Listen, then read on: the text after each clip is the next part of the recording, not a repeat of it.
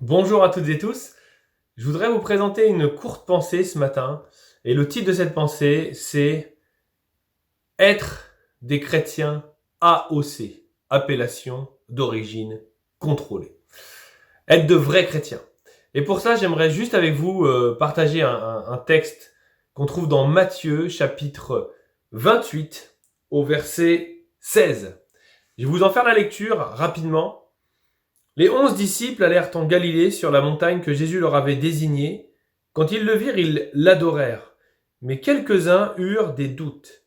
Jésus s'étant approché leur parla ainsi. « Tout pouvoir m'a été donné dans le ciel et sur la terre. Allez, faites de toutes les nations des disciples, les baptisant au nom du Père, du Fils et du Saint-Esprit, et enseignez-leur à observer tout ce que je vous ai prescrit. Et voici, je suis avec vous tous les jours, jusqu'à la fin du monde. Amen. » Être un véritable chrétien. Gandhi a pu dire, la seule chose qui m'a empêché d'être chrétien, ce sont les chrétiens eux-mêmes. Et j'espère qu'en fait Gandhi, pour dire ça, en fait, n'a jamais rencontré de véritables chrétiens. Je pense que c'était des gens qui avaient une étiquette, mais qui n'étaient pas de vrais chrétiens. C'est ce que j'espère, parce que sinon, le but essentiel aura été manqué. Jésus n'est pas venu pour faire des adhérents. Jésus n'est pas venu sur terre pour faire on pourrait dire même des chrétiens. Il est venu pour faire des disciples. Et on sait très bien que le mot chrétien a été donné aux disciples de Jésus par l'extérieur, par des gens de l'extérieur. On dit même que le mot chrétien voudrait dire petit Christ, et c'était peut-être même une forme de sobriquet. On s'amusait à les appeler les petits Christ pour se moquer d'eux, et eux ont pris ça comme une fierté d'être comparés à leur maître, à leur modèle, à leur Seigneur, à leur Sauveur. Jésus est venu bien sûr sauver l'humanité, il est venu, comme la Bible dit, rendre témoignage à la vérité, mais Jésus est aussi venu faire des disciples. Mais c'est pas lui qui va faire tous les disciples, c'est à nous de continuer l'œuvre qu'il a commencée. Et j'aimerais dans ce passage que nous relevions 3 choses qui vont faire de nous des disciples AOC, appellation d'origine contrôlée. La première chose qu'on remarque dans ce passage, c'est que les disciples, quand ils ont vu Jésus, ils ont adoré, ils se sont prosternés. Et je t'invite tous les jours de ta vie à adorer Jésus, à ne pas oublier de te prosterner et de te tenir à ses pieds, aux pieds du Maître dans l'adoration.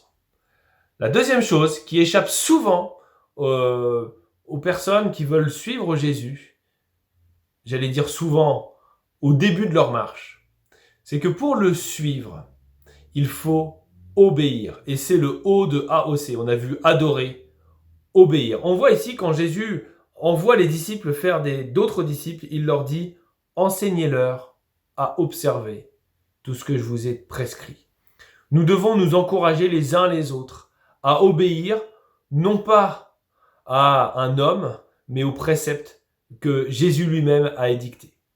Et nous devons le faire absolument à tout prix. Nous devons obéir. Et il n'y aura pas de croissance sans obéissance. C'est impossible de croître en Jésus, de croître dans notre foi, si on ne lit pas la Bible, non seulement pour nous faire du bien, mais aussi pour obéir à ses préceptes.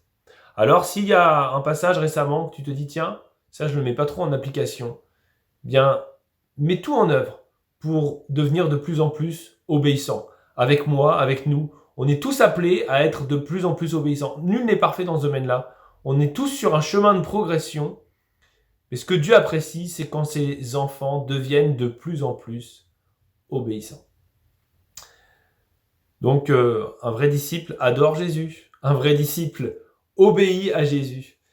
Et le troisième C, on le trouve à la toute fin. Quand Jésus dit « Voici, je suis avec vous tous les jours jusqu'à la fin du monde. » Un véritable disciple est aussi confiant dans cette parole que Jésus, quelles que soient les tempêtes que tu traverses, est avec toi jusqu'à la fin du monde.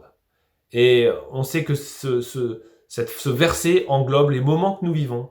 Sois confiant, quelles que soient les choses que tu traverses, quelles que soient les difficultés que tu traverses, que ce soit la maladie, que ce soit la perte de ton emploi, que ce soit des difficultés de couple, des difficultés familiales ou peut-être même un gros coup de blues, sois confiant. Le Seigneur t'a promis une chose, c'est d'être avec toi. Donc que ta confiance augmente en Jésus. Parce qu'en fait, c'est là la foi. La foi, c'est simplement faire confiance. Pour résumer ma très courte pensée, je voudrais vraiment nous inviter à chacun à être des chrétiens AOC, appellation d'origine contrôlée, qui adorent, qui obéissent aux commandements de Jésus et qui lui font confiance, quelles que soient les circonstances. Je vous souhaite une excellente journée, un excellent moment, peut-être avec le Seigneur qui va suivre, peut-être que vous allez prendre maintenant votre moment de temps de prière, un temps de partage peut-être plus personnel avec la Bible, que le Seigneur vous fortifie, vous encourage et vous bénisse. À très bientôt les amis, bye bye.